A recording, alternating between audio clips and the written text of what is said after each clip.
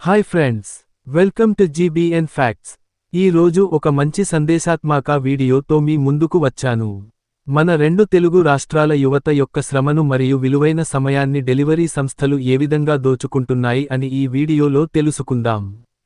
ఈ వీడియోను పూర్తిగా చూడవలసినది కోరుతున్నాను. ఇక ఆలస్యం చేయకుండా వీడియోలోకి వెళ్దాం. అమెజాన్, ఫ్లిప్కార్ట్, జొమాటో, స్విగ్గీ, బ్లింకిట్, జెప్టో, రెపిడో, ఓలా, ఊబర్ అనే ప్రముఖ కార్పొరేట్ కంపెనీలు డెలివరీ సేవలను అందిస్తున్నాయి. ఈ కంపెనీల్లో యువత కుటుంబ ఆర్థికపరమైన సమస్యల వల్ల పార్ట్ టైం జాబ్ అని యువత ఈ కంపెనీల్లో డెలివరీ బాయ్స్గా చేరి పనిచేస్తున్నారు. ఈ కంపెనీలు యువత సమయాన్ని మరియు శ్రమను దోచేస్తున్నాయి. కనీసం సరిపడ డబ్బులు కూడా చెల్లించడం లేదు.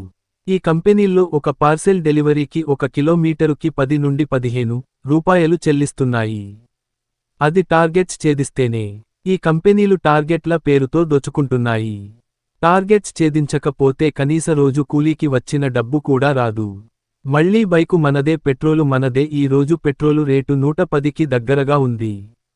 రోజులో 15 నుండి 20 గంటలు పని చేయాలి. 15 నుండి 20 గంటలు పనిచేయడం వల్ల యువత నైపుణ్యాలను కోల్పోవడం జరుగుతుంది. మానసిక ఒత్తిడికి గురి కావడం జరుగుతుంది.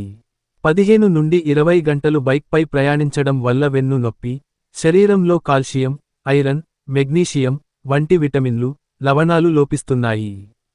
ఈ కారణం వల్ల నరాల బలహీనతకు గురి కావడం జరుగుతుంది.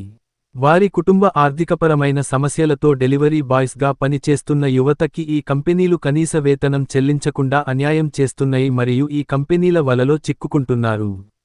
ఈ కంపెనీలు వేలాది కోట్ల రూపాయల ఆదాయాన్ని ఆర్జిస్తున్నాయి.